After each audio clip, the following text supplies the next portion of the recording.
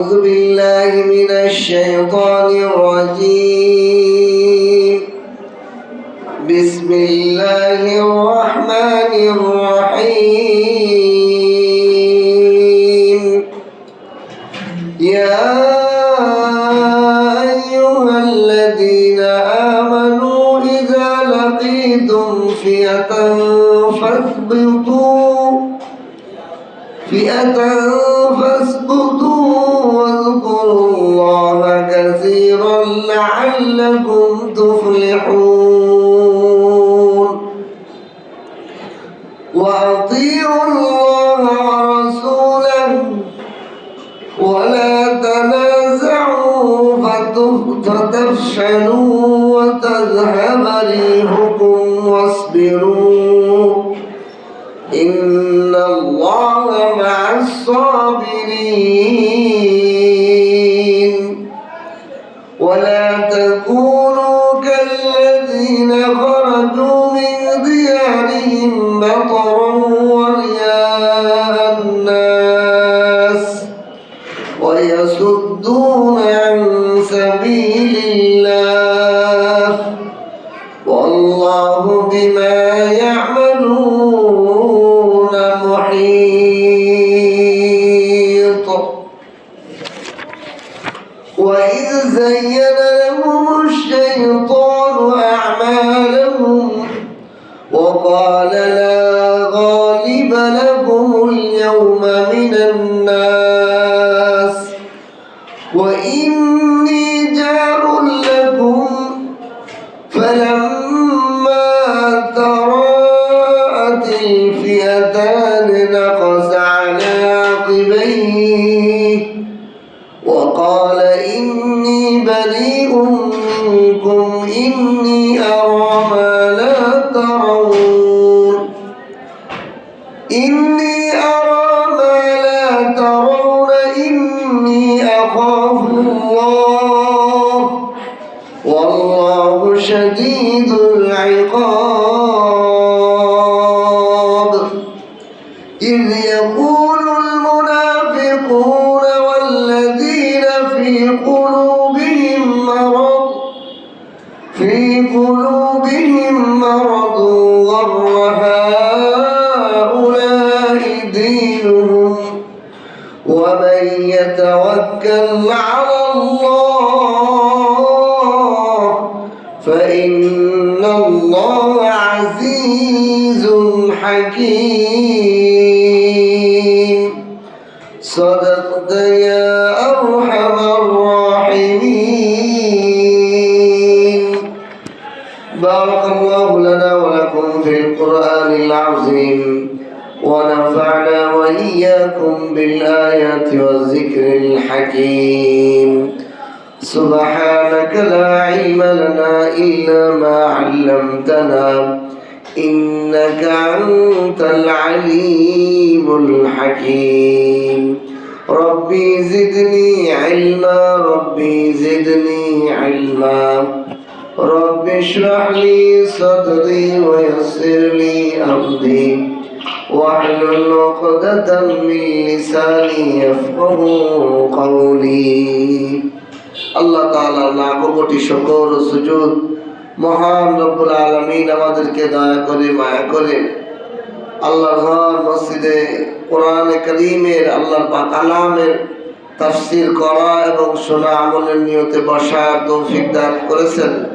এই জন্য কালিমাতুশ শুকর আদায় করে আলহামদুলিল্লাহ।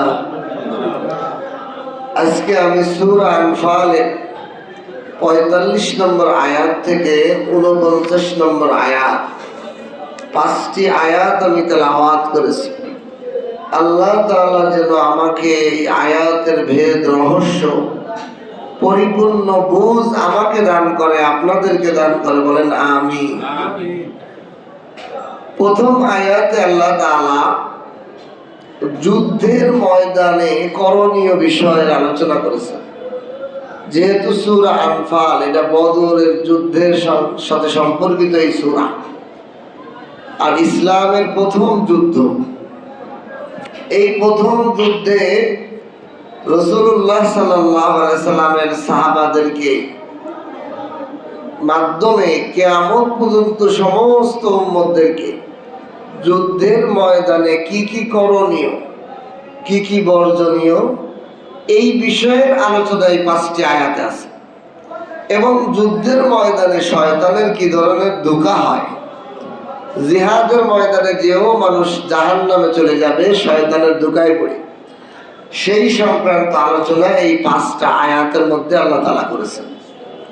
প্রথম আয়াতে আল্লাহ তাআলা বলেন, ইয়া আইয়ুহাল্লাযীনা আমানু, হে আন্দাহ জগতের অটল বিশ্বাসী বান্দাগণ, ইযা লাকিতুম ফিয়াতান, যখন তোমরা কোনো দল, কোনো বিপক্ষের দলের সাথে মোলাকাত করো, যুদ্ধের ময়দানে তোমরা যদি আরেকটা দলের সাথে মুখোমুখি হও, তাহলে তোমাদের 1 নম্বর করণীয় হলো ফাসবুতু, দৃঢ়তা অবলম্বন করো, মনকে স্থির করো যে যুদ্ধ করবোই, করবো কি করবো না, এরকম করে কোনো কাজে তুমি সফল হইতে পারবে না। দৃঢ় সংকল্প করো, তোমার ইচ্ছা এবং মনকে মজবুতির সাথে দৃঢ় করো।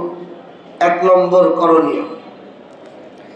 আল্লাহ তাআলা মুমিন ঈমানদারদেরকে বললেন, তোমরা যখনই কোনো কাফের মুশরিকদের সাথে যুদ্ধে অবতীর্ণ হও, মোলাকাত করো, মুখোমুখি হও, তখনই দৃঢ় পথ থাকবে, নিজেদেরকে মজবুতের পথে রাখবে।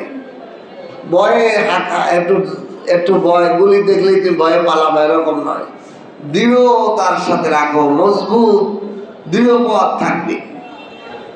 2 নম্বর কাজ হলো ওয়াজকুরুল্লাহ কাসীরা, যুদ্ধের ময়দানে আল্লাহকে স্মরণ বেশি বেশি করো। যুদ্ধের ময়দানে আল্লাহকে বহু স্মরণ করো, বেশি বেশি। লাআল্লাকুম তুফলিহুন, যাতে করে তোমরা বিজয়ী হও। তাহলে এখানে 2টা নীতিমালা বলছে। মুসলিম সৈন্যদের আল্লাহ তাআলা অস্ত্র গুছাইতে বলেনি, প্রথমে আগে দৃঢ়তা অবলম্বন করো। আমার কিছু থাকুক অথবা না থাকুক, দৃঢ়তা যদি এসে যায় তাহলে জয় তোমার। এটা আমাদের সামনে বহু যুদ্ধে আছে। জুলাইয়ের আন্দোলনে ছাত্রদের হাতে কোনো লাঠিও নাই, কিছুও নাই, আর শেখ হাসিনা বাহিনীর হাতে ছিল অস্ত্র, বন্দুক, কিন্তু তারপরেও তারা পলায়ে যাইতেছে। তাহলে বোঝা যায় অস্ত্রের দ্বারা জয় না, দৃঢ়তা। এখানে দৃঢ়তা ছিল ছাত্রদের, যতক্ষণ পর্যন্ত পতন না হবে ততক্ষণ পর্যন্ত আন্দোলন। ঠিক কিনা? আপনি মুক্তিযুদ্ধের দিকেও তাকান, 71-এর যুদ্ধের দিকেও তাকান, পাকিস্তানি বাহিনীর মধ্যে কামান, গোলাগুলি, তাদের অনেক অস্ত্র ছিল, কিন্তু বাঙালির ছিল দৃঢ়তা। বাংলাদেশের মানুষের ছিল আমাদের দেশের, আমাদের মাটির অস্তিত্ব রক্ষার জন্য লড়াই। তাদের দৃঢ়তাই তাদেরকে বিজয় এনে দিচ্ছে। আল্লাহ এই মূলনীতি বলতেছেন, হে ঈমানদারেরা, তোমরা দেখবা যুদ্ধের ময়দানে তোমাদের আগে দৃঢ়তা লাগবে। ফাসবুতু, মনকে তোমরা দৃঢ় পথ করতে হবে। যুদ্ধের ময়দানে সবচেয়ে বড় অস্ত্র হলো মনকে দৃঢ় করা। মরে যাবো তবুও পা পিছপা হবো না, এই মনোবল যাদের আছে তাদের কোনোদিন পরাজয় নেই। সুবহানাল্লাহ। ইয়া আইয়ুহাল্লাযীনা আমানু, হে আন্দাজ জগতের অটল বিশ্বের ঈমানদার, ইযা লাকিতুম ফিয়াতান, তোমরা যখন কোনো দলের কোনো যুদ্ধে অবতীর্ণ হও, মুখোমুখি হও, ফাসবুতু, 1 নম্বর কাজ হলো তোমাদেরকে দৃঢ় পথ থাকা, মনকে স্থির করা। দেখবেন এই পৃথিবীতে খালি যুদ্ধের ক্ষেত্রে না, আপনি চাকরিতে জয়েন করবেন কি করবেন না, ব্যবসায়টা করবো কি করবো না, এই দ্বিধাদ্বন্দ্বে যে থাকে সেই লোকটা জীবনে কিছুই করতে পারে না। আছে না আমাদের সমাজে বহু লোক আছে, হুজুর এটা করবো কি করবো না, এটা করবো কি করবো না, হুজুর এই ব্যবসা শুরু করবো কি করবো না, এই দ্বিধাদ্বন্দ্বে থাকে, সে জীবনেও সফল হতে পারে। দৃঢ় পথ হয়ে যেতে হবে। লস হইলেও আমি এটা নামবো, আমার বেতন আইয়া না পাই এখানে চাকরি করবোই করবো, তাহলে দৃঢ় হয়ে গেলে সে সফল। আল্লাহ এই নীতিমালা সর্বক্ষেত্রের জন্য, বিশেষ করে জিহাদের ক্ষেত্রে বলতেছেন যে যদি তোমরা মোকাবেলায় মুখোমুখি হও ফাসবুতু, তোমরা দৃঢ় হয়ে যাও। জিহাদের ময়দানে 1 নম্বর হাতিয়ার হলো তোমাদের মনকে স্থির করা, মজবুতের সাথে দৃঢ় করে ফেলানো। 2 নম্বর অস্ত্র হলো ওয়াজকুরুল্লাহ কাসীরা, আল্লাহ পাকের জিকির, আল্লাহ পাকের স্মরণ করো। এটা হলো 2 নম্বর আধ্যাত্মিক অস্ত্র। দুনিয়ার সব মানুষ খালি ইমানদাররা ছাড়া আল্লাহর স্মরণ যে একটা অস্ত্র এটা জানে না, বুঝতে পারে না।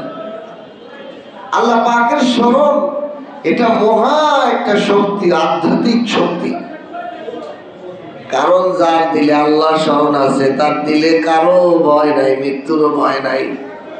কাফের মুশরিকদের মরে যাওয়ার ভয় আছে, কাফের মুশরিকদের আহত হওয়ার ভয় আছে।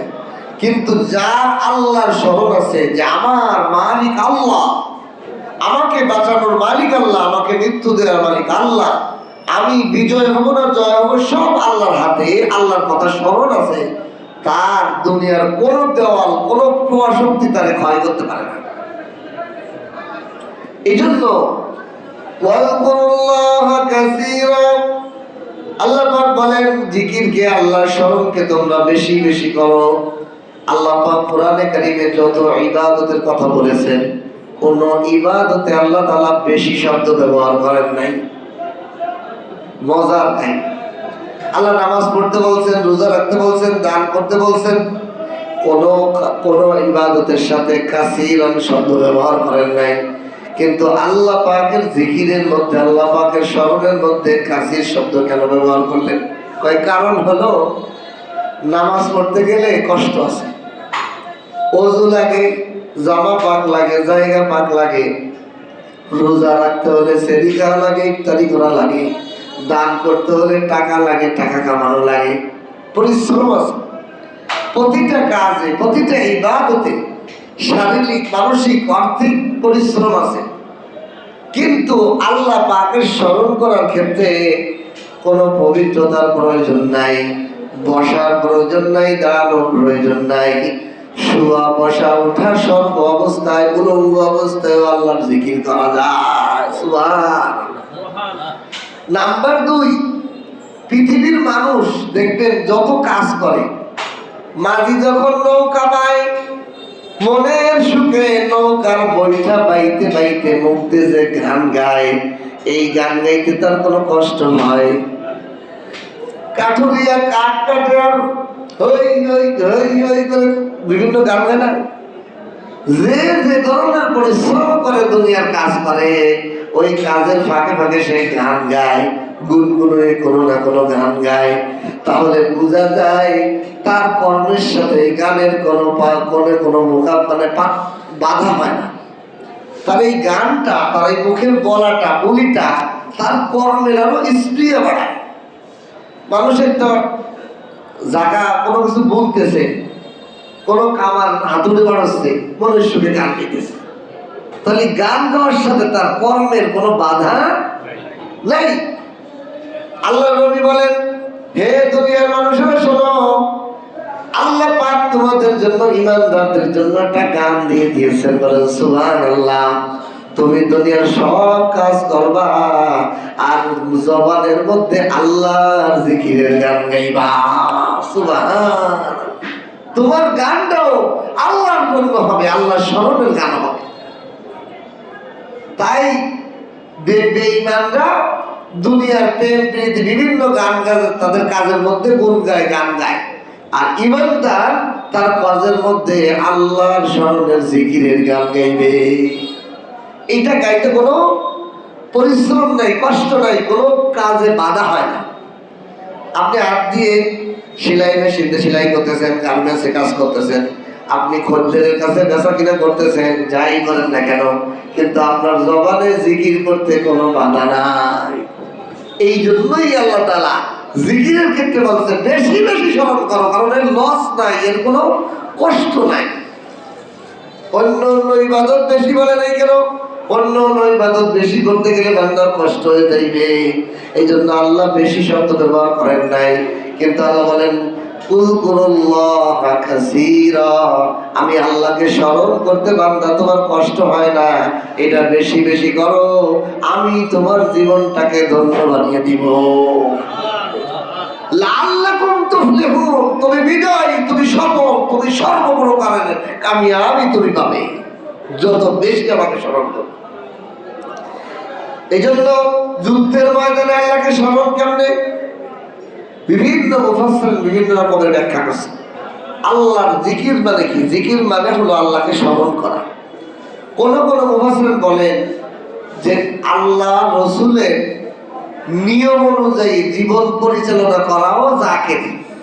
কোন ব্যক্তি সুন্নত তরিকায় ঘুমাইলো, তার এই পুরো ঘুমটা আল্লাহর জিকিরে পরিণত হয়ে যাবে। এক হাদিসে আছে আল্লাহর রসুল নিজেই বলছেন, কোন আলেম যদি ঘুমায় তার পুরো ঘুমটা আল্লাহর ইবাদত এবং জিকিরে পরিণত করে দেয়। কেন? খালি আলেম সেই জন্য না, ওই আলেমটা এমন তার কোনো কাজ শরীয়তের বিপরীত করে না, তার সমস্ত কার্যক্রম শরীয়তের মুআফিক চালায়, এই জন্যই তার ঘুমটা আল্লাহ তাআলা জিকিরে পরিণত করে দেয়।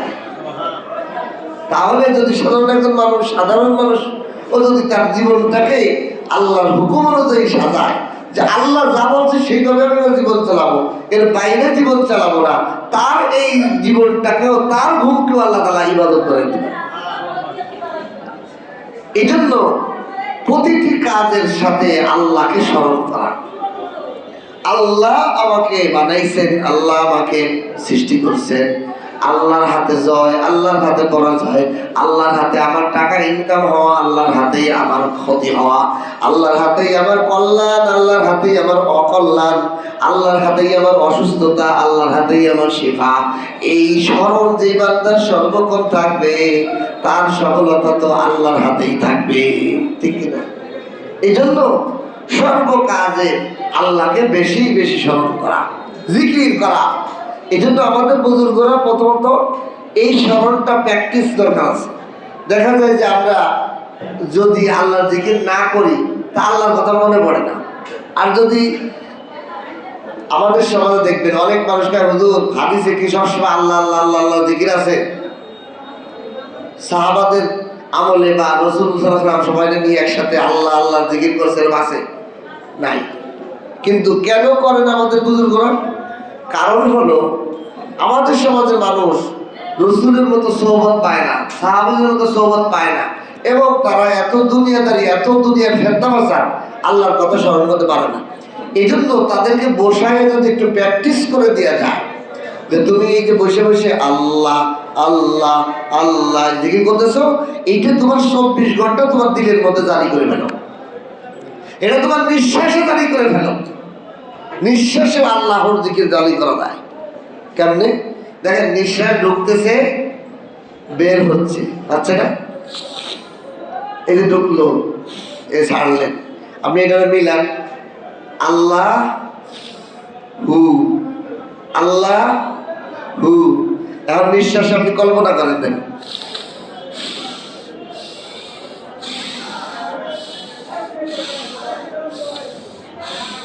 আল্লাহ।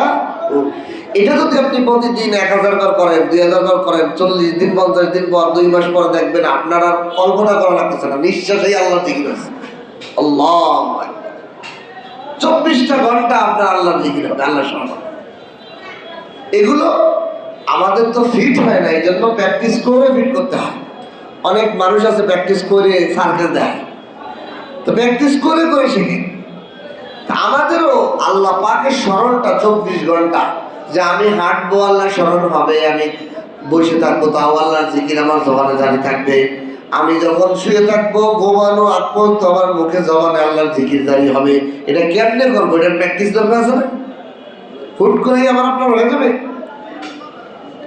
তাহলে ওই ধরনের মানুষের নীতিমালা, ওই ধরনের মানুষের কাছ থেকে আমার এইগুলো শিখতে হবে, প্র্যাকটিস করতে হবে। কিভাবে আমার এই জিকির করতে হবে? আমার শায়েখ আমাকে এই আমল দিয়েছেন, প্রতিদিন 100 বার কমপক্ষে এই 5 আর 5 জিকির। নিঃশ্বাস ঢোকান, ছাড়েন, আল্লাহ। এটাকে সারাদিনে কল্পনা করা যে আমি যখন নিঃশ্বাস নিতেছি এবং ছাড়তেছি জিকির হবে। আপনি বয়ান করতেছেন, আপনি কথা বলতেছেন, আপনি মার্কেট করতেছেন, আপনি মার্কেটে বিভিন্ন কাজ করতেছেন, দোকানদারি করতেছেন, সব সময় আপনার নিঃশ্বাস আল্লাহর জিকির। যে যত আল্লাহকে স্মরণ করবে আল্লাহ থেকে সফলতা সে বেশি পাবে। দেখেন আরো একটা সহজ কথা, কারেন্টের লাইনে পাওয়ার হাউসের সাথে যার যত সম্পর্ক সেই লাইনে তত বিদ্যুৎ সাপ্লাই হবে না? বান্দার সাথে আল্লাহর যত কানেকশন, বান্দার যত সফলতা দরকার আল্লাহর থেকেই তো পাবে। এই জন্য আল্লাহ বলেন যুদ্ধ নয়, শুধু সব কাজে আল্লাহ স্মরণ করো, সব কাজে আল্লাহ স্মরণ করো। আর একটা স্মরণের মাধ্যম হলো প্রতিটা কাজের শুরুতে বিসমিল্লাহ বলা। আল্লাহকে স্মরণ করা হয় না? প্রতিটা কাজের শুরুতে বিসমিল্লাহ বললেও আল্লাহকে স্মরণ করা হয়। এই জন্য আল্লাহ তাআলা বলেন জিহাদের ময়দানে 1 নম্বর নীতিমালা হলো মনকে দৃঢ় করতে হবে। আগে দৃঢ়, পিছপা হব না। গলা কেটে যাবে, হাত কেটে যাবে, গুলি বোমে উড়ে যাবে, তবু আমি আল্লাহর জমিনে আল্লাহর আইন বাস্তবায়ন করার জন্য আর এক পাও পিছব না। আমার দেহ ছিঁড়ে বেড়ে উড়ে পিছনে চলে যাবে, কিন্তু আমি যাব না। দৃঢ়তা 1 নম্বর অস্ত্র আল্লাহ তাআলা শিখিয়ে দেন। ইয়া আইয়ুহাল্লাযীনা আমানু, হে ঈমানদাররা, ইযা লাকিতুম ফিয়াতান, যদি তোমরা মোকাবেলায় শত্রু বাহিনীর মুখোমুখি হয়ে যাও, 1 নম্বর আমি আল্লাহ তোমাদেরকে অস্ত্র দিলাম, নীতিমালা দিলাম, সেটা হলো ফাসবুতু, দৃঢ় পদ হয়ে যাও। আর টালবাহানা করিও না, দৃঢ় হয়ে যাও, মনোবল স্থির করে ফেলো। 2 নম্বর অস্ত্র আযকুরুল্লাহ কাসীরা, আল্লাহর স্মরণ বেশি। যুদ্ধের ময়দানে আল্লাহর স্মরণ কেমনে বেশি? কয় নারায়ে তাকবীর, আল্লাহু আকবার। তাফসীরেও লেখছে এটা যে যুদ্ধের ময়দানে আল্লাহর স্মরণ হবে নারায়ে তাকবীরের স্লোগান দিয়ে। নারায়ে তাকবীর, আল্লাহু আকবার।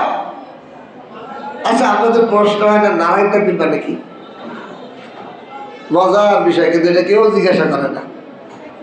নারায়ে তাকবীর এটা ফার্সি শব্দ। নারায় মানে জোরসে বলো, নারায় মানে জোরে বলো, এটা আস্তে বলার জিনিস না। আর তাকবীর মানে আল্লাহু আকবার বলা। তাকবীর মানে তাকবীর এবং আল্লাহু আকবারকে, এই আল্লাহু আকবারের নাম হলো তাকবীর আরবি ভাষায়। তাকবীর, তাকবীর বলো মানে আল্লাহু আকবার বলা। তো নারায় মানে হলো জোরে বলো। তাহলে এই আল্লাহু আকবারকে আস্তে বলা যাবে না। আরো একটা কারণ আছে। কারণ কি? আল্লাহু আকবার শব্দের অর্থ কি? আল্লাহ সবচেয়ে বড়। আল্লাহ শুধু বড় বললেও না, আরো তো অনেক জিনিস বড় আছে। সারা দুনিয়ার যত জিনিস বড় আছে সব জিনিসের থেকে বড় হলো আল্লাহ। আকৃতি বড়, গুণে বড়, রূপে বড়, সম্মানে বড়, যত প্রকার বড় হতে পারে। আরবি ভাষার একটা কায়দা আছে, আফআলু। আফআলু শব্দের অর্থ হলো যে কোনো শব্দকে যদি আফআলু ওজনে ফেলানো হয় তাহলে ওই বিষয়ের সবচেয়ে বড় বোঝায়। যেমন একজন মারছে, জরাবা মানে মারা, জরবুন মানে মারা, আর আজরাবু মানে হলো সবচেয়ে বড় মায়, এর থেকে বড় মায় আর নাই। কথা বুঝতে পারছেন? আসমাউ মানে সবচেয়ে বড় সুদা, এর থেকে বড় সুদা নাই। আকালু মানে সবচেয়ে বড় খাওয়া, এর থেকে বড় খাওয়া নাই। তাহলে আরবি ভাষার এই কায়দা হলো এটা তাফজিল বলে, মানে সবার থেকে সবচেয়ে বড়, বলতে বড় আর কিছু হতেই পারে না। এই কায়দা হলো আফআলু শব্দের অর্থ হয়। তা আকবার হলো ওই আফআলু ওজনের শব্দ। আকবার মানে কাবীর মানে বড়, কাব বা র এগুলো মূল মাত্রা, এটার অর্থ হলো বড়। কাবীরুন, কাবীরুন মানে বড়। কিন্তু আকবার মানে হলো যত ধরনের বড় হতে পারে সব বড় বড়, ওর থেকে আর বড় আর নাই। এই জন্য কেউ যদি আল্লাহ বড় করে এর অর্থ করে হবে আল্লাহ সবচেয়ে বড়। আর সবচেয়ে মানে কি, যত ধরনের সব বড় আছে সব ধরনের বড় বড় হলো আল্লাহ। এখন আসেন, আল্লাহ যদি বড় হয়, আল্লাহর যে বড় কব, এই কওয়াটাও তো সব কওয়ার থেকে বড় হইতে হবে। কি বুঝতে পারছেন? আমি যত কথা বলি, এই কথাগুলোর থেকে যে আওয়াজটা হয়, এই আওয়াজেরও আমার বড় আছে না? তাহলে আল্লাহু আকবারের বড় তর্জমা যদি আপনি আল্লাহ সবচেয়ে বড় বলেন, হবে না, হকাতেই হয় নাই। আল্লাহ শব্দের তর্জমা হয় নাই, ও কমই রয়ে গেছে। ও কবে আমার তুই পরিপূর্ণভাবে আদায় করিস না। আল্লাহু আকবারের অর্থ হতে হবে আল্লাহ সবচেয়ে বড়, যত বড় শরীরের শক্তি আছে তত জোরে আওয়াজে বলতে হবে আল্লাহ সবচেয়ে বড়। কারণ আমি যত কথা বলি, সমস্ত কথার আওয়াজের থেকেও এই আল্লাহু আকবারের কথার আওয়াজটা বড় হতে হবে না? কারণ বড় হলে বড় দিয়ে না দিলে তো পূর্ণ হবে না কথাটা। এই জন্য নারাই তাকবীর কি আসতে, নারাই তাকবীর, নারাই তাকবীর, এটা কখনো আসতে বলবেন না। বুঝতে পারছেন আজকে বেদটা? নারাই তাকবীর, আল্লাহু আকবার, এটা মুসলমানের আল্লাহ পাকের স্মরণ, জিকির, এবং এটা জিহাদের ময়দানের কি স্লোগান। মুসলমানের জাতীয় স্লোগান কি হবে? নারাই তাকবীর, আল্লাহু আকবার, না জয় বাংলা? এরা যে কি পাইছে, এরা মুসলমানের খাতে আছে কিনা আমি জানি না। জয় বাংলা যারা কয়, এরা কোন ধরনের মানুষ আল্লাহ জানে। এরা তো বাংলাদেশের স্লোগান জয় বাংলা। জয়, এটা যদি আলাদা করেন, হিন্দুদের কত কিছু মেলে দেন, জয় শ্রীরাম, জয় শিব, কি জন্য ওরা বলে না? ওদের ধর্মীয় একটা শব্দ, এটা বাংলাদেশের শব্দ হতে পারে কি বলে, স্লোগান হতে পারে কি বলে, নাউযুবিল্লাহ বলে। মুসলমান তুমি আল্লাহু আকবার করে বললে ভয় পাও, বলতে পারো না, তুমি এইটা বলো। মুসলমান দাবি করো, তোমার তো আল্লাহর খাতায় মুসলমান নাই তোমার নাম। আফসোস এই সমস্ত মুসলমান, নামদারি মুসলমানদের যে আল্লাহু আকবার স্লোগান দিতে পারে না, ভয় লাগে, তারা শুনলেই এর বেতার হয়, বেজার। অথচ আল্লাহু আকবার এই শব্দটা জোরে বলাই হলো এর দাবি। ওরা তো দাবি আছে না যে আমার তুমি বলবা, আমি তো সবচেয়ে বড়, তাহলে আমার বড় বড় আওয়াজেই বলো। এরা আস্তে আওয়াজে বলা যাবে না। এজন্য আল্লাহ তাআলা বলেন ওয়াজকুরুল্লাহ কাসীরা, জিহাদের ময়দানে আল্লাহকে স্মরণ করা, জোরে আওয়াজে স্মরণ করা। আল্লাহু আকবার। বহু জিহাদের ঘটনার মধ্যে আছে এই নারাই তাকবীরের শব্দ শুনে কাফেররা জায়গায় পেশাব করে দিয়েছে। আল্লাহু আকবার। ইমানদারের ইমানকে বাড়িয়ে দেয়। ইমানদার নারাই তাকবীর শুনলে ভয় পায় না, তাদের মন আনন্দিত হয়।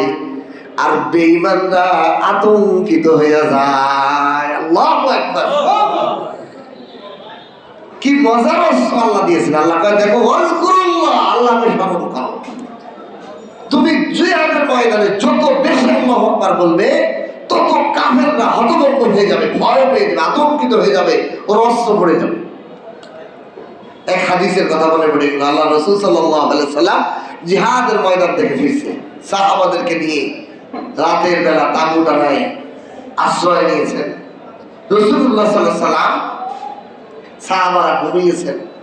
রাসূল একটু দূরে নির্জনেতে আল্লাহর কাছে রোনাজারি করবেন, আল্লাহর কাছে একটু নামাজ ইবাদত মুনাজাত করবেন। এমন করার জন্য সাহাবাদের থেকে একটু দূরে একটি গাছের গোড়ায় যে রাসূল তলোয়ার ঝুলিয়ে নিচে নামাজের রত মোনাজাতের রত রয়েছে। এক ইহুদি গোয়েন্দা এই সুযোগ পেয়ে রাসূলুল্লাহ সাল্লাল্লাহু আলাইহি ওয়াসাল্লামের কাছে আইসে রাসূলের তরবারি নিয়ে রাসূলকে বলছে, এখন মুহাম্মদ বলো তোমাকে কে বাঁচাবে? বলছে তোমাকে কে বাঁচাবে মুহাম্মদ? আল্লাহ নবী মুহাম্মদুর রাসূলুল্লাহ সাল্লাল্লাহু আলাইহি ওয়াসাল্লাম দৃঢ় মনে বললেন, আতঙ্কিত নয়, আল্লাহ আল্লাহু আকবার, আল্লাহ আমাকে বাঁচাবে। কয় বলতে দেরি, ওই ইহুদি গোয়েন্দার হাত থেকে তলোয়ার পড়ে যেতে দেরি হলো না, ভয়ে আল্লাহু আকবার বলার সাথে সাথে তার হাত থেকে তরবারি পড়ে গেছে। এইবার রাসূলুল্লাহ সাল্লাল্লাহু আলাইহি ওয়াসাল্লাম তরবারিটা নিয়ে বলে, এ ইহুদি, এইবার বলো আমার থেকে তোমাকে কে বাঁচাবে? দেখেন আল্লাহ রাসূলের কি আদর্শ, কি চরিত্র। ওই ইহুদি বলতেছে, আপনি অনেক দয়ালু, আপনি রাহমাতুল লিল আলামিন, আপনি তার জমিনবাসীর প্রতি দয়াশীল, আপনি আমাকে ক্ষমা করে দেন। আমি আপনার সাথে চুক্তি করতেছি, আমাকে মেরেন না। আমি আপনার সাথে যাদের যুদ্ধ হয় তাদের পক্ষ কখনো নেব না, আমাকে মুক্ত করে দেন এই শর্তে। রাসূল তারা মুক্ত করে দিলেন। কিন্তু অনেক দিন পরে আল্লাহ তার এই ব্যবহারের কারণে অনেক দিন পরে ঈমানের দৌলত হয়েছে। বলেন সুবহানাল্লাহ। রাসূল তো তাকে মারতে পারতেন, জানের শত্রু, কিন্তু রাসূলের হিকমত ছিল এই আদর্শ যে সে যে এলাকায় গেছে সেই এলাকার মানুষকে বলছে, আমি বা মানে তুমি যারা আমাকে সে মানলো না, আমাকে বেসাই দিল। এটার কারণে বহু ইহুদি ইসলাম গ্রহণ করছে। এই জন্য আল্লাহু আকবার ইমানদারের ইমানকে বাড়িয়ে দেয়, আর মুমিন কাফের মুনাফিকদের দিলে ভয় লাগায় দেয়। ওরা এটা সহ্য করতে পারে না। এই জন্য দেখবেন নারাই তাকবীর শুনলেই এরা বেজার হয়ে যায়। আমাদের দেশের কিছু মুনাফিক মার্কা মুসলমান আছে, বেঈমান মার্কা কাফেরদের দোষ আছে, তাদের দিল শুনলেই ভয় পায়, ভালো লাগে না, হুজুর রাখেন নারাই তাকবীর দেখে। আল্লাহু আকবার। এই জন্য আল্লাহ তাআলা বলেন, যুদ্ধের ময়দানের এক নম্বর অস্ত্র হলো মনোবল দৃঢ় করতে হবে। দৃঢ়, এমন দৃঢ় যে আমি এটার মধ্যেই থাকবো, আমার পিছপা হব না। দুই নম্বর হলো আল্লাহকে বেশি স্মরণ করা, বেশি থেকে বেশি। কারণ এটা স্মরণ করতে কোনো কষ্ট লাগে না, ওযু লাগে না, জামা কাপড় পরা লাগে না, বসা থেকে দাঁড়ানো লাগে না, শোয়া থেকে বসা লাগে না। সর্ব অবস্থায় আল্লাহকে স্মরণ করা যায়। এমনকি আপনি নাপাক, আপনার গোসল ফরজ হয়েছে, তাও আল্লাহকে স্মরণ করা যায়। বলেন সুবহানাল্লাহ। গোসল ফরজ হয়েছে, নারী পুরুষ সকল যে কোনো অবস্থায়, যে কোনো অবস্থায়, জাগ্রত অবস্থায়, সর্ব অবস্থায় আল্লাহকে স্মরণ করা যায়, এমন একটা ইবাদত। এই জন্য আল্লাহ বলছেন, তোমরা বেশি থেকে বেশি স্মরণ করো। এটা এমন এক ইবাদত, এই ইবাদত ছাড়া আর কোনো ইবাদতে আল্লাহ কাসির শব্দ ব্যবহার করে নাই, যে বেশি করো বেশি করো বেশি করো, আর কোনো শব্দ বলে না। এবং এটা করতে কোনো অসুবিধা নেই। আপনি হাতের কাজ করতেছেন, সুবহানাল্লাহ সুবহানাল্লাহ আলহামদুলিল্লাহ লা ইলাহা ইল্লাল্লাহ, আল্লাহ আল্লাহ क्या मुबारक नाम है, अल्लाह अल्लाह मोमिनों का काम है, अल्लाह अल्लाह ईसा शिरे निस्तो नाम, शिर शकरमी गुनत जानम तमाम। আল্লাহর নিয়ে গান গাইতে, আল্লাহর জিকির, আল্লাহর স্মরণের গান গাইতে আপনার মুখে কাজের কোনো ডিস্টার্ব হয় না। তাহলে মাঝি নৌকা বায়ার গান গায়, ইমানদার কাজ করবে আর আল্লাহর গান গাইবে। আল্লাহ এই জন্য বলেন, বেশি বেশি আমাকে স্মরণ করো, তাহলে কি হবে? লাআল্লাকুম তুফলিহুন।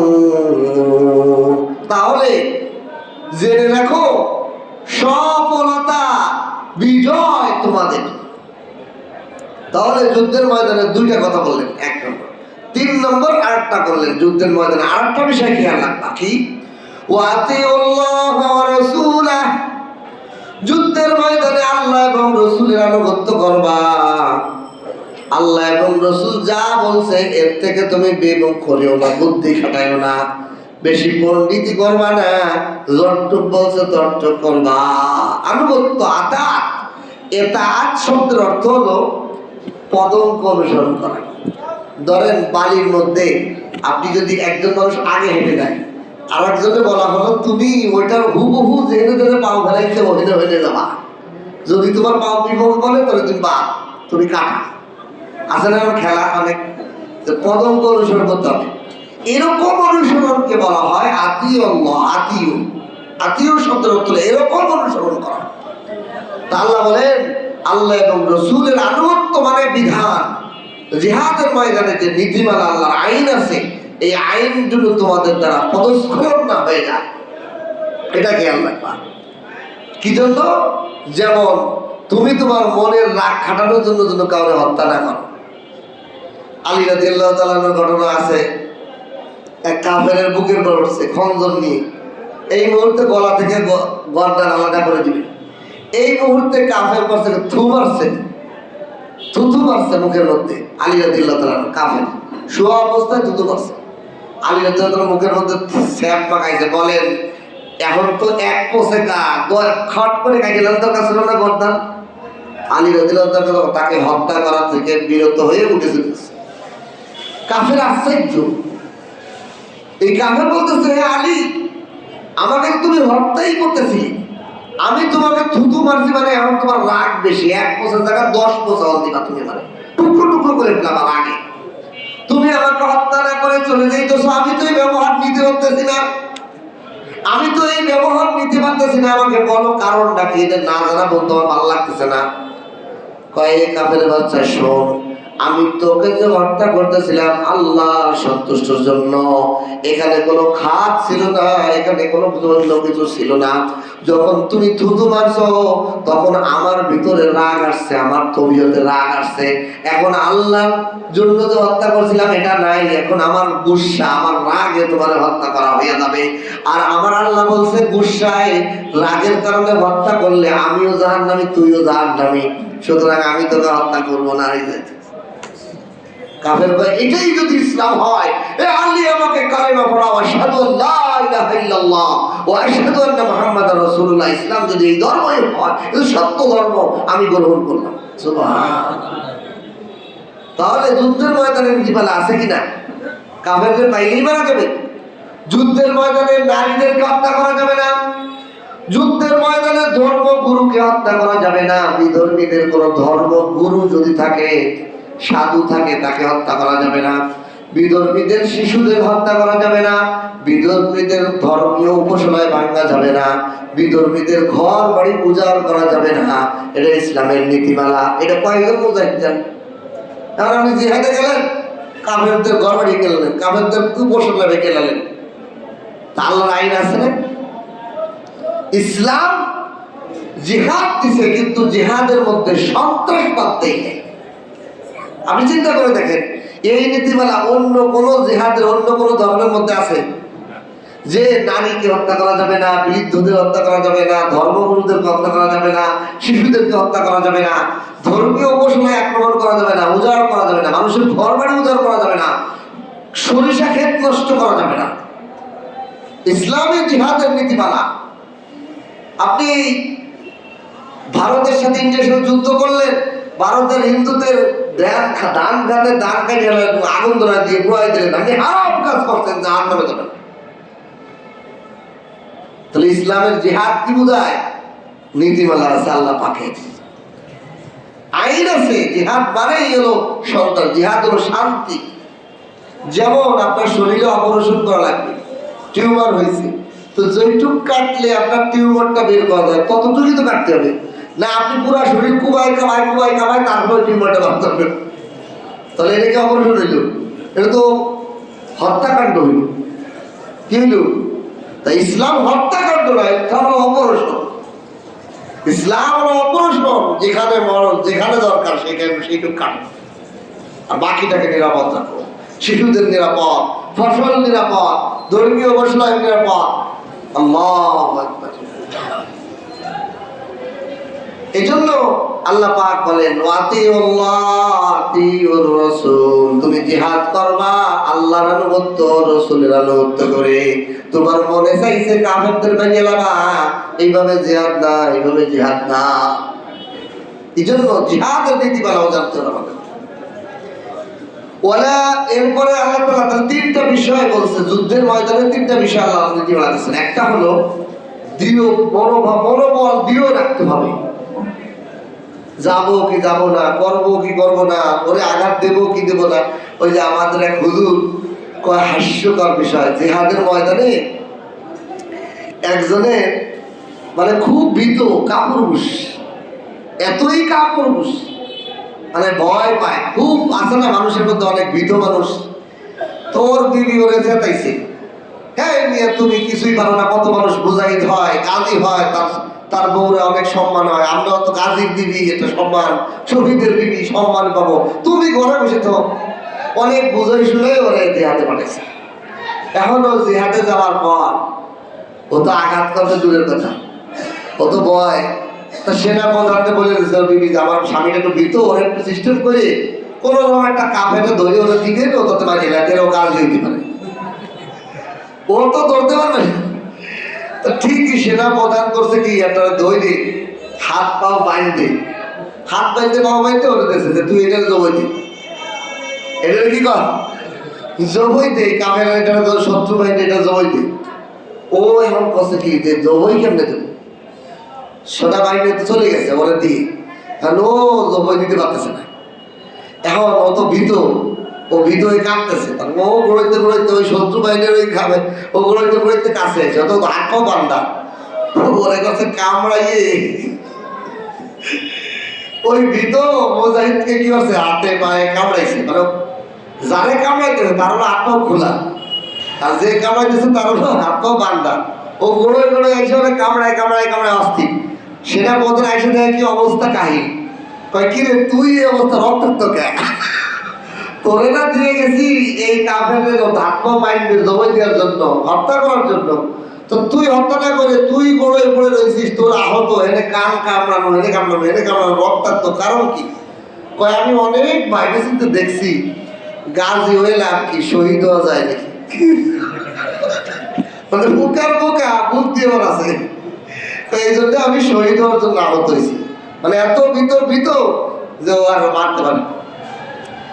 আর একজনের ঘটনা কিতাবের মধ্যে লেখে, আর এক মুজাহিদ এরকম ভীত, তার বিবি অনেক চেষ্টা করে তার পাঠাইছে জিহাদের ময়দানে যখন পাঠাইছে, এখন সে কথা কি যারা ওই যে শহীদ হয়েছে মুসলিম বাহিনী, একে গতর থেকে রক্ত বাহায় হয়ে ও শহীদ আর ভাবে পড়ে রয়েছে, যুদ্ধ করা তো ভয়ের কথা, ও রক্ত মায় ওদের সাথে। আর যত শহীদ তাদের লাশ যখন একটা ঘরে নিয়ে রাখছে, পরবর্তীতে এই করবে দাফন করবে, তো তার বিবি আইছে, তার বিবি কালী মাহায় চেয়ারের মধ্যে, কালী মাহায় ঘরের ভিতরে যায় আসতেছে, পরে ওদের ঘুরতেছে, মানে ওই ঘরের ভিতরে তার সাথে তার স্বামীর লাশ, তো স্বামী তো আর মরে নাই, অন্য একটা সময় মরে গেছে।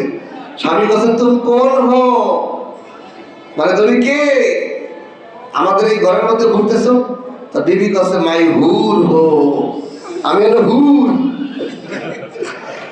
तुम हूर हो तो काली किल ली, काली किसके लिए, तुम काली हूर की इसलिए, काले हूर तो नहीं, अल्लाह तो सुंदरी हूर दिवे, कब तुम जैसा शहीद हो वैसा हूर नहीं हो। তুমি যেরকম শহীদ হইছো তোমার মতো লোকের জন্য আমি কালা হুরি দরকার, আসো তার বাড়িতে দিয়ে গেছে। তো এরকম ভীত অনেক আছে। তো জিহাদের ময়দানে দৃঢ়তা লাগবে।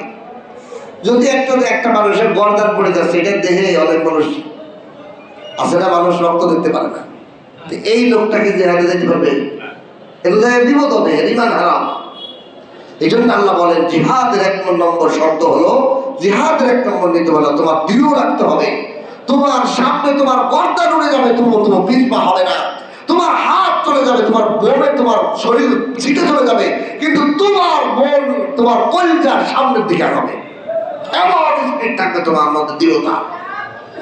ফাসবিতু 2 নম্বর হলো আল্লাহকে স্মরণ, নারায়ে তাকবীরের স্লোগান থাকবে তোমার বারে বারে, আল্লাহর স্মরণ থাকবে বহু।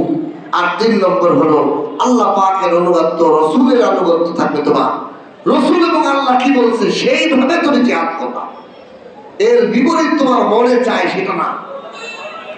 আল্লাহ রসুল কি চায় সেইভাবে আমার জিহাদ করতে হবে, আমার মনে কি চায় এটা তো মনের বোঝা নিয়ে যাবে, এইভাবে দেওয়া যাবে না। এরপরে আল্লাহ তাআলা এসে বলতেছেন এইবার হলো যুদ্ধের ময়দানে কি কি করা যাবে না। 1 নম্বর ওয়ালা তানাজাউ, মতানৈক্য ঝগড়া করা যাবে না। দেখেন আমরা মানুষ ইসরায়েলে যারা আছি, আমরা সবাই মতানৈক্য করি। মতানৈক্য কোনো জায়গা রহমত আর কোনো জায়গা রহমতহীন, গজব। মতানৈক্য রহমত, মতানৈক্য গজব, এই দুটো বুঝে নেন। আমাদের সমাজ অনেকে বোঝে না, মতানৈক্য করলো না, হুজুররা মতানৈক্য করে না, কোন মতানৈক্য রহমত আর কোন মতানৈক্য গজব, এটা বুঝতে হবে। দেখেন এখানে আমরা যারা আছি আমাদের প্রত্যেকের সাথে প্রত্যেকের একটা মতানৈক্য আছে। কিরকম? আমি পাঙ্গাস পছন্দ করি আর একজন পাঙ্গাস খাই না, তো ওর সাথে আমার মতানৈক্য না। আর একজন খাসির গোস্ত খায় আর একজন গরুর গোস্ত খায় না, এর সাথে মতানৈক্য আছে। একজন 1 প্লেট ভাত খায় আর একজন 10 প্লেট ভাত খায়। একজন ভাতই খাইতে পারে না আর একজন রুটি খায়, আর একজন রুটি দেখতেও পারে না। মতানৈক্য আছে কিনা?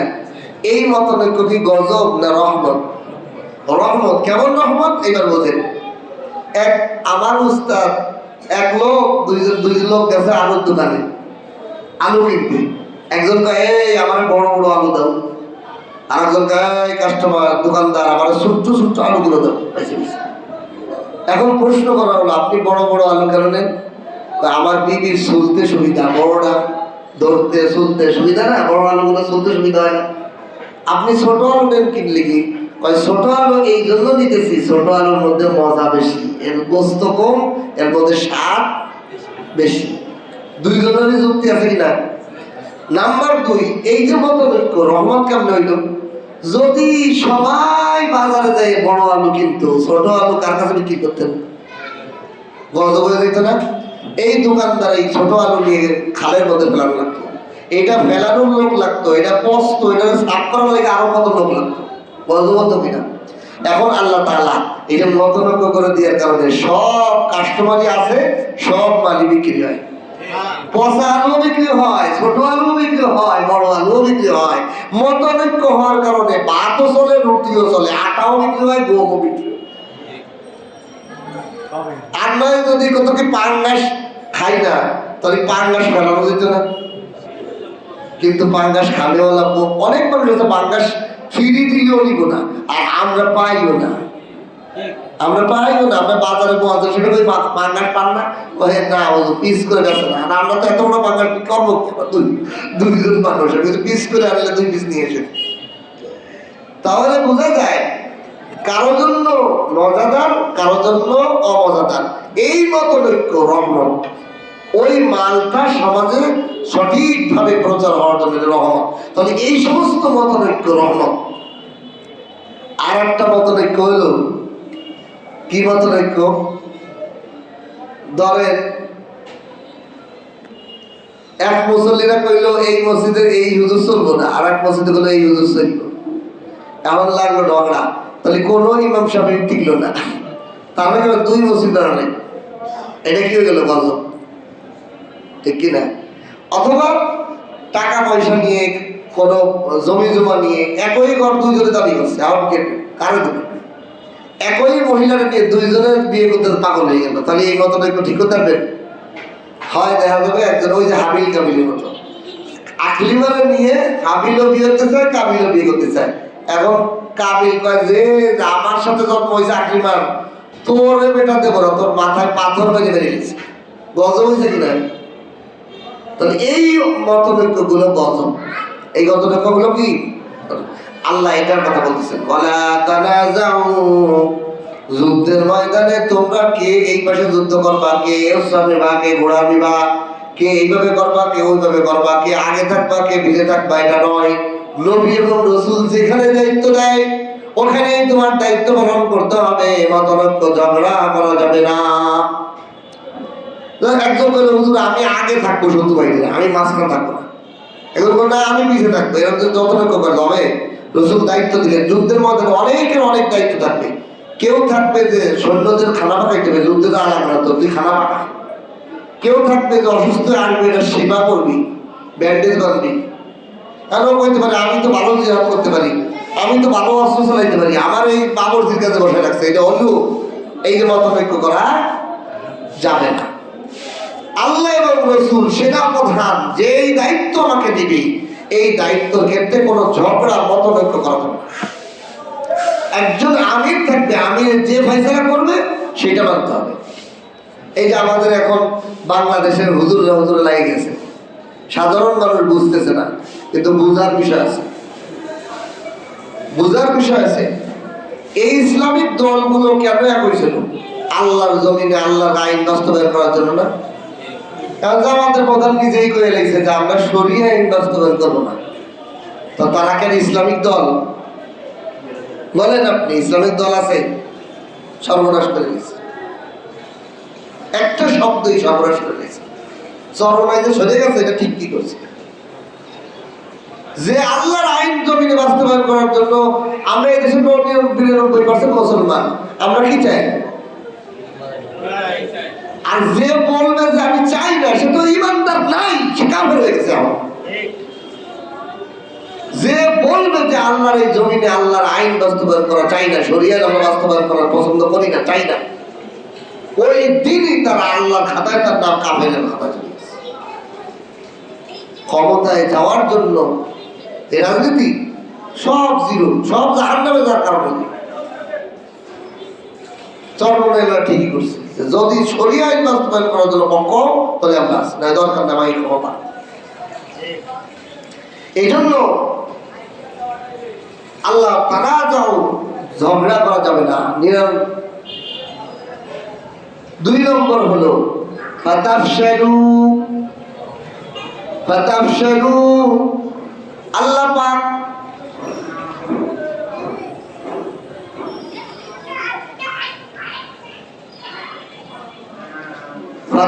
ফাতাফশালু সাহস,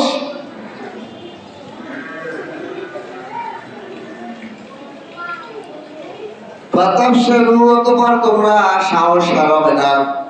2 নম্বর আল্লাহ বলতেছে। 1 নম্বরে ঝগড়া করবে না, পরস্পর ঝগড়া করবে না। এখন কোন বিষয়ে ঝগড়া করবে না? যেটা ইসলামিক বিষয়। যেরকম চরমনার এসে ইসলামী সংগঠন থেকে সুন্দর একটা কথা বলছে যে আমরা সিট বন্টনের ক্ষেত্রে কম বেশির ব্যাপারে আমাদের সমস্যা নেই, আমাদের 10টা কম দিলেও আমাদের কোনো কথা। কিন্তু যদি বলে আল্লাহ শরীয়ত আইন বাস্তবায়ন করবে না, তাহলে আমরা এতদিন আন্দোলন করছি কি লেগে? আল্লাহর কোরআন আইন বাস্তবায়ন করার জন্যই তো আন্দোলন করছে।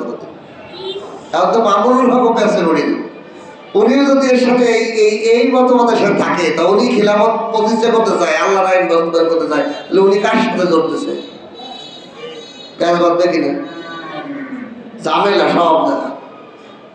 এমন একটা মাথার মধ্যে ইহুদি খ্রিস্টানরা প্যাঁচ লাগাই দেয়, এমন একটা কথা বের করে দেয় যে কথার দ্বারা সব ফাটল হয়ে যায়। এই জন্য আমাদের সবার দোয়া করা, আমির জামাত জন্য এটা থেকে প্রত্যাবর্তন করে এবং সেজন্য বলে যে আমি আল্লাহর কোরআন বাস্তবায়ন করতে চাই, তাহলেই সমাধান। আর নয় সেটা আবার বলতে হয় ওই সাত সালের মতো। সাত সালের চুপ, কোনো একটা কথা আসলে আমার কথা আমি এটা স্পষ্ট করে দেবো, আমি কেন বলছি। হয় আমি যুক্তি বলবো, অথবা আমি বলবো আমার ভুল হয়েছে, আমি এটা বাদ, আমি আল্লাহর কোন বাস্তবায়ন করতে চাই। এই যে বিষয়গুলো আল্লাহ তাআলা আমাদেরকে বোঝার তৌফিক দান। তবে আমাদের সবসময় হকের পক্ষে থাকতে হবে। যারা আল্লাহর কোরআন বাস্তবায়ন, যদি বিএনপি বলে যে আল্লাহর কোরআন বাস্তবায়ন করবো আর ইসলামিক দলগুলো না পায়, তাহলে আমার কোন দল গ্রহণ করতে হবে? বিএনপি। এটা মনে রাখবেন, আপনি আমি মুসলমান যদি আমার আল্লাহর কাছে ডাকতে হয়, যারা আল্লাহর কোরআন অনুযায়ী এই জমিনে আইন বাস্তবায়ন করতে চায়, শরিয়া আইন বাস্তবায়ন করতে হয়, সেটা যদি আমলিগও কয়েছে আমরা করবো, আর এইগুলো দল যদি বলে না আমরা করবো না, তাহলে এইগুলো বাদ, ওই আমলিগ রিপাল করছে। বিষয়টা এমন যে আল্লাহর আইন যারা বাস্তবায়ন করতে যাবে তাদের পক্ষে দিতে হবে। কথা বুঝতে পারছেন? এই জন্য আমাদের দোয়া করা, যাতে এই ইসলামিক নামের যে দলগুলো একত্রিত হয়েছে এদের কাছ থেকে এই কথা আশা করা যায়? আশা করা যায় না। আল্লাহ তাআলা তাদেরকে হিদায়াত দান করুক, তাদেরকে সঠিক বুঝ দান করুক। কারণ যুগে যুগে ইহুদি খ্রিস্টানরা বিশাল চক্রান্ত করে, ইসলামের দলের বড় বড় মাথা ইহুদি খ্রিস্টানের দালাল হয়ে যায়। আল্লাহ তাদেরকে হিদায়াত দান করুক, অত তাদেরকে এই চক্রান্ত থেকে হেফাজত করুক। আমরা দোয়া করি। আল্লাহ তারা ঝগড়া করবে না, এরপরে সাহস হারাবে না, সাহস রাখবে দিলে। তাহলে তোমাদের প্রভাব কাফেরদের থেকে দূরভূত হয়ে যাবে। তোমাদের সাহস হারায় গেল, তাহলে কাফেররা শক্তিশালী হয়ে যাবে। কাফেরদের প্রভাব যে ছিল ওই প্রভাব চলে যাবে। ওয়াসবিরু, এবং জিহাদের ময়দানে আরেকটা গুরুত্বপূর্ণ বিষয় হলো ধৈর্য ধারণ করা। এই যে ধৈর্য ধারণ করা কেন বলছে? এই যে মতনৈক্য যে আমাদের মধ্যে হয়, যে কোনো একটা দল চালাইতে গেলে, যে কোনো একটা বিষয় চালাইতে গেলে আমার আপনার জ্ঞান অজ্ঞান প্রত্যেকের বিভিন্ন যুক্তি আছে না, বিভিন্ন বিষয় সামনে আসে। যেমন আমার এখানে অনেক মুসল্লি এসে ওযু করে, আমি তো রুমের মধ্যে থাকি, কয় এটা একটা মসজিদ হইল, এই লোক কি করলো, একটা ওযু খানা দিল না, এই এটা ইস্তেনজা দিল না, একটা পেশাব খানা দিল না, এই লোক মসজিদ তার দরকার কি ছিল? এদের তার পেশাবের জায়গা না হওয়ার কারণে সেই মসজিদ নাই করে দিচ্ছে। এখন আমি যদি ধৈর্য না ধরে সেটি তাহলে হবে? আমাকে এই বেটা তুই বেরো ফেলতে তাহলে হবে? আমি অনেকে ডাকি, ডাইকে ওনারা বুঝার ঘটনা খুলে বলি, কয় ঠিকই আছে, ওদের ওযু করার দরকার নাই, মসজিদ যে জানে ঘটনা সে কবে যে ওযু করার দরকার, এই পেশাব করার দরকার নাই। এই বাজারের মধ্যে এই যে একটা জায়গা আপনি দিবেন, এই উপরের তলাগুলো এক এক ফ্লোর 50,000 টাকা ভাড়া হয়েছে, এই মালিক ফিরিয়ে দিছে। কারেন্ট বিলটা নেয় না, পানি বিলটা নেয় না, এত কিছু সুযোগ দেওয়ার পরে এখানে ওযুখানাও দিয়েছিল। এই ইতিহাস তো অনেকে জানে না। এখানেও দোতলায় ওযুখানা, পেশাবখানা, বাথরুম, 3-4টা বাথরুম সহ এখানে অনুমতি দিয়েছিল। যারা আগের বছর তারা জানে কি হলো, 100 ঢুকিয়ে উপরে এই ওযু করার নাম নিয়ে ওই মালিকের অনেক ক্ষতি, অনেক মাছ ধরা চুরি হয়ে ধরা গেছে। পরে মালিক বললো যে ওখানে আর কি আর যাবে না। প্রথমে দিল তালা, যে তালার মাধ্যমে হুজুর আপনি যাবেন, মুসল্লিরা নিচতলায় যাবেন। আরো কিছু প্যাচ আছে, যেমন এই মালিকের বিল্ডিং এ আমরা এখানে নামাজ পড়ি, মালিকেরও তো সুবিধা অসুবিধা বুঝতে। এই মালিকের নিচতলায় যে একটা টয়লেট ভাড়া দেয়, ওইটার প্রায় 15-16,000 20,000 টাকা ভাড়া দেয়। ওই বাথরুম, ওই টয়লেট আলাদা মালিককে ভাড়া দেয়। আচ্ছা, ওই টয়লেট আলাদা এই মালিকদের 20-15,000 টাকা ভাড়া দেয়। যখন আমাকে বাথরুম দিছে, বাজারের সব মুসলমানই তো 5 ওয়াক্ত নামাজ এখানে টয়লেট করতে আসে, ওকে টয়লেটে যায়, ওকে ইনকামের উপর গজব পড়লো। এখন ওরাও তো অবজেকশন দিছে যে আপনি কি মসজিদ বানাইলে গেলেন, আমাকে তাহলে আমাকে বাথরুম বানাই লাভ কি? তো এই যে অনেকগুলো সমস্যা, এক নম্বর মালিকের উপরে চুরি হয়ে যায়, আমরা কন্ট্রোল করতে পারি না, তালা মেরে রাখবো, কন্যা দেবো, মুসল্লি একজন আসে, কে খুলে দেবে বারে বারে, কে যাইতেছে কে আসতেছে এটা খোঁজ পাবে কি? ভিন্ন তালায়। 2 নম্বরে ওই লোকের বাথরুম যে ভাড়া নিয়েছে তাদের উপর করতেছে চাপ। এখন এই সবগুলো বোঝার পর আমি বললাম কি, তাহলে বলছেন এখানে বাজারে নামাজের জায়গাই নাই, এই দিক থেকে নতুন বাজার পর্যন্ত কোনো নামাজের জায়গা নেই, এদিক থেকে কেন্দ্রীয় মসজিদ কত দূর, এদিক থেকে এম কত ভিতরে, এদিক থেকে পশ্চিম পাড়া কত দূরে, এই বাজারের মধ্যে একটা নামাজের জায়গা হয়েছে। ওযু করলে আপনি একটু মার্কেটে এনে সেটা করে আসিও যদি নামাজটা পড়তে পারেন, এটা ভালো না? বা হুজুর পানি দরকার নেই, টয়লেট ঠিক আছে। আর যা জানে না সে ইখতিলাফ করতেছে, সে বলতেছে কেন এরকম মসজিদ বানাইছে, পেশাবখানা নাই। কিন্তু পেশাবখানার ইতিহাস নাই কেন, এটা তো আগে জানতে হবে। সবই ছিল, কিন্তু আমরা পরিস্থিতির কারণে আমরা কি করতে পারতেছি না। আমরা দোয়া চালাচ্ছি আল্লাহ যেন জামে মসজিদ হিসেবে বাজার একটা কবুল করে। মালিক ঘোষণাও করছে, ওনার জন্য দোয়া করে, উনিও চেষ্টা করতেছেন যে বাজার একটা স্থায়ী জামে মসজিদ বানাবেন। এই জন্য দোয়া চলতেছে, চলতেছে। কিন্তু একজন মুসল্লি তার একবেলা পেশাব না পার করেন, সে ইখতিলাফ যে আমার পেশাবখানা নাই কেন, এরকম মসজিদ বানাইতে কইছে কিনা। তাহলে এই যে অনেক মতনৈক্য হবে, যিনি লিডার হবে, আল্লাহ এই জন্য বলেন ওয়াসবিরু। আসলে গল্প শোনা না, তাফসীর বুঝাচ্ছে যে যিনি লিডার হবে তিনি অত্যন্ত ধৈর্যশীল হবে। অনেক উল্টো পাল্টা কথা বলবে অনেকে, ওই কথাগুলো নিয়ে মন খারাপ করা যাবে না। আমার তো টার্গেট আছে, আমি কি জন্য এখানে লাগিয়েছি, এখানে একটা বাজারে মসজিদ হওয়ার জন্য। ওরকম বাথরুম কোনো করছেন না হোক, আপনি বাথরুম, আমি ইমাম সাহেবের বাথরুম ছিল না। আমি আমার বাসার থেকে বাথরুম এসে 4 বছর আমি ইমামতি করতেছি। 8 বছরের 7 বছর ধরে আমি আমার আগে তো ছিল 4-5 বছর, 4-5 বছরের মতো। আমি একজন ইমাম সাহেব, আমি বাসার থেকে ওযু করে আসার সময় এসেন্তে সেরে আসি, আর এসা করে যে বাসায় পেশাব করতে আসে না, জরুরত ছিল। এই ইতিহাস কি জানো?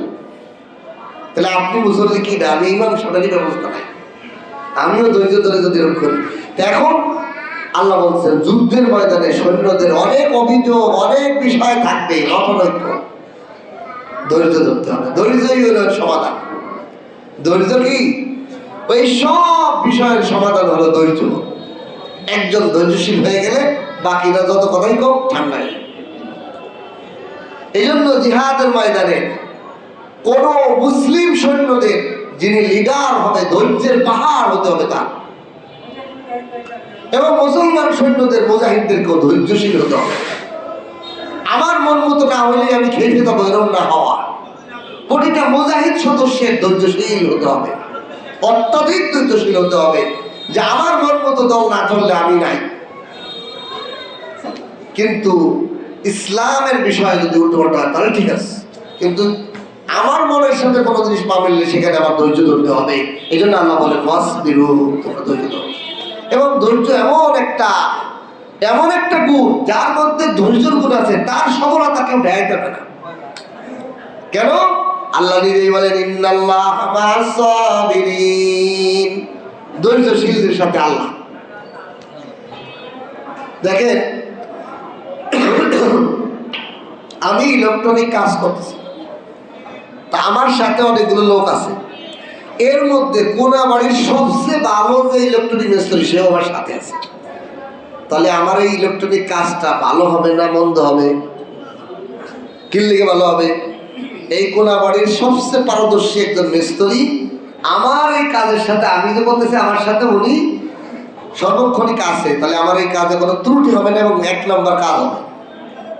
তো দুনিয়ার একজন কাজের দক্ষ ব্যক্তি থাকলে যদি কাজ পূর্ণ হয়, তো ধৈর্যশীলের সাথে বলতেছেন আল্লাহ আছে, তাহলে আল্লাহ যার সাথে আছে তার দুনিয়ার কোনো কাজ অসফল হবে অটোমেটিক সফল। আল্লাহ এই জন্য ধৈর্য বড় গুণ, আল্লাহ তাআলা আমাদের সবাইকে দান করেন। ধৈর্যশীল হতে পারলে আল্লাহ তাআলা বলেন আমি তার সাথে।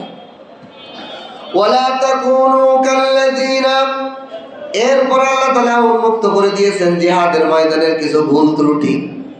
আল্লাহ বলেন ওয়ালা তাকুনু কাল্লাযিনা খারাজু মিন দিয়ারিহিম বাতারা, তোমরা মুজাহিদ ইসলামের সৈন্যরা শোনো, তোমরা ওই লোকদের মতো হয়ো না, খারাজু মিন দিয়ারিহিম বাতারা, যারা আত্মমর্যাদা অহংকার নিয়ে বের হয় যুদ্ধের ময়দানে, অস্ত্র প্রদর্শনী, ঝংকার, অহংকার প্রকাশ করে তারা যুদ্ধের আমাকে থেকে ঠকাবে, এরকম একটা প্রকাশ, এরকম একটা দাপটে অহংকারের বের হয়।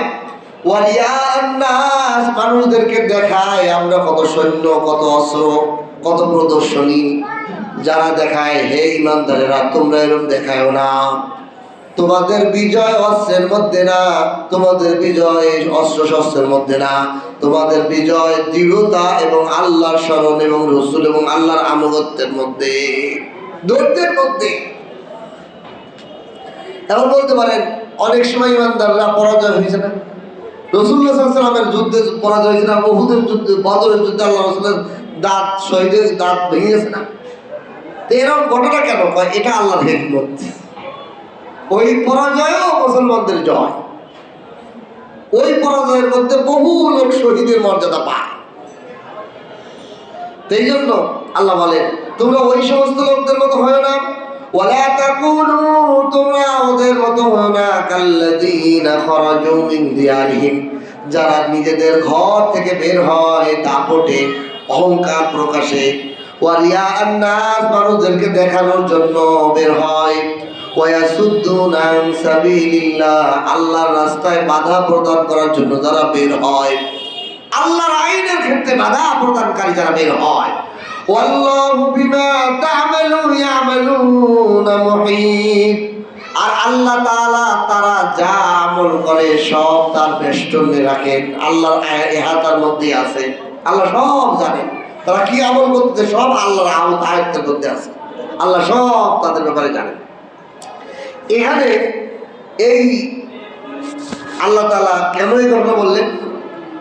ওই লোকদের মতো, মানে ওই কাফেরদের মতো বের হয় না। কাফেররা কি করছে? যখন আবু সুফিয়ানের কাফেলা মদিনার পাড় দিয়ে যাচ্ছিল, রাসূলুল্লাহ সাল্লাল্লাহু আলাইহি ওয়াসাল্লাম আক্রমণ করবেন, বাধা দিবেন, এই সংবাদ শুনে আবু জাহেল যে বিশাল 1000 যুবকের বাহিনী নিয়ে, অস্ত্র শস্ত্র নিয়ে রওনা হয়েছিল, ওরা যখন কিছু দূর আসছে, তখন আবু সুফিয়ান তাদেরকে সংবাদ পাঠাইছে যে আমরা নিরাপদ, মুহাম্মদের সৈন্যদের থেকে আমরা অনেক পাশ কেটে অন্যদিকে চলে এসেছি, আমাদের সংখ্যামুক্ত, আমাদের আর আক্রমণ করতে পারবে না। তখন আবু জাহেল কয়, যখন আইসি তখন বদরের প্রান্তরে যাই, ওইখানে যে গান বাজানো হবে, মদের আসর হবে, নারীদেরকে উলঙ্গ করে ড্যান্স হবে, যুবকদের একটু আনন্দ ফুর্তি আর মদের পেয়ালা খাবো, আর মুসলমানদেরকে ভয় দেবো, দেখ তোরা আমাদের সাথে কেমনে লড়বি, ওদেরকে একটু প্রদর্শনী দেবো। অস্ত্রের প্রদর্শনী দেখে মুসলমানরা আর জীবনেও কোনোদিন আমাদের ব্যবসায়ী কাফেলার উপর হামলা করার কথা মনেও চিন্তা করবে না। এই চিন্তা করে আবু জাহেল আইছে, আল্লাহ ওরা আইছিল মদ পান করতে আর নাচ গান উপভোগ করতে, আল্লাহ মৃত্যুর পেয়ালা ওদেরকে পান করাইছে। আবু জাহেল সহ 70 জন নেতা গলা কাটা। কয়জনের কাছে? নিরস্ত্র 300 সাহাবীর কাছে, 313 জন সাহাবীর কাছে 70 জন বড় লিডারের গলা কেটে দিয়েছে আল্লাহ তাআলা ওদেরকে। এই জন্য মুসলমানদের বলছে, তোমরা প্রদর্শনী যাবে না, এটা মুসলমানদের কৃতকর্ম না, ইমানদাররা কোনো কিছু প্রকাশ করবে না, কারণ এটাও একটা হিকমত যে আমাদের কি অস্ত্র আছে এগুলো প্রকাশ করার দরকার নেই, জায়গা মতো মেরে দিবেন, আমার কাছে কিছুই নেই, আমি সিরা জানা করবে থাকবো, কিন্তু ভিতর থেকে স্ট্যান্ড গান ভালো করে কামেন্টে কাটা করে মারি দেবো, ঠিক কিনা? এটাও একটা হিকমত, এটা আল্লাহ শিখিয়ে গেছে, দেখছেন? আর কাফেলা করে কি আমার কাছে এই হচ্ছে দেখায় না, পরে মারার সময় কিছুই করতে পারে না।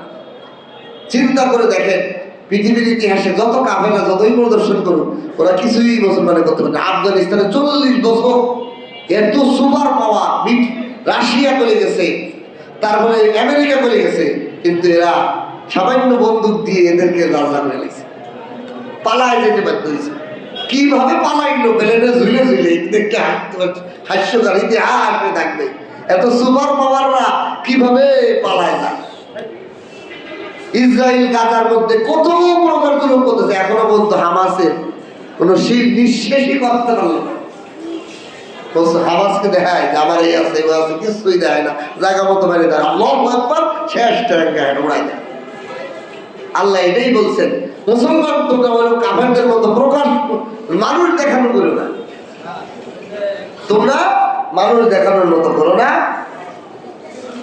বরং আল্লাহ তাআলা তাদের সব বিষয় জানে, তোমরা খালি আল্লাহর হুকুম অনুযায়ী করো, পানি দাও, শেষ। আল্লাহ তাআলা আমাদেরকে এই কথাগুলো থেকে আমল করার তৌফিক দান করতে। আজকের 3টা আয়াতের তাফসীর করলাম। তা 1 নম্বর বিষয় হলো জিহাদের ময়দানে 3টা বিষয় খেয়াল রাখা। 1 নম্বর হলো দৃঢ় মনোবল, 2 নম্বর হলো আল্লাহ পাকের জিকির বেশি বেশি করা, স্মরণ, 3 নম্বর হলো আল্লাহ এবং রাসূলের আনুগত্য করা। আর কিছু বিষয় করা যাবে না, ঝগড়া করা যাবে না, সাহস হারা হওয়া যাবে না, তাহলে সাহস হারাই গেলে শত্রু বাহিনীর প্রভাব নষ্ট হয়ে যাবে। আপনার কিছু নয়, আপনি সাহস দেখান, তাহলে দেখবেন যে ও ভয়ে কাটে গেছে। কারণ সাহস একটা কৌশল। আপনি যদি গুলিরে ভয় না পান, ও কি রে গুলিরে ভয় পায় না কেন? ওর কাছে তো এমন কিছু আছে যে ওরে গুলি করলেও কিছু হবে না, হয় না? যে গুলি করতেছে তার কিন্তু আদৌ করে দিবে। এই জন্য সাহস একটা শক্তি এবং ধৈর্য ধারণ করা, আল্লাহ তাআলা ধৈর্যশীল সাথে আছেন। এবং কাফেরদের মতো অস্ত্র প্রদর্শনী, মানুষ দেখানো, এগুলো নিষেধ করেছেন আল্লাহ। মুসলমানরা জিহাদ করবে, তাদের ভিতরে অস্ত্র আছে, এগুলো গোপন থাকবে, তা প্রকাশ করবে না। কত সংখ্যা আছে প্রকাশ করবে না, কত কি আছে এগুলো প্রকাশ করবে না মুসলমানরা। আল্লাহ তাআলা আমাদেরকে এই বিষয়গুলো বুঝে জিহাদে অংশগ্রহণ, আল্লাহর কালিমার জমিনে প্রতিষ্ঠা করার জন্য আল্লাহ তাআলা আমাদেরকে জিহাদ করার তৌফিক দান করুন এবং এই আমলগুলো করার তৌফিক দান করুন। আমিন।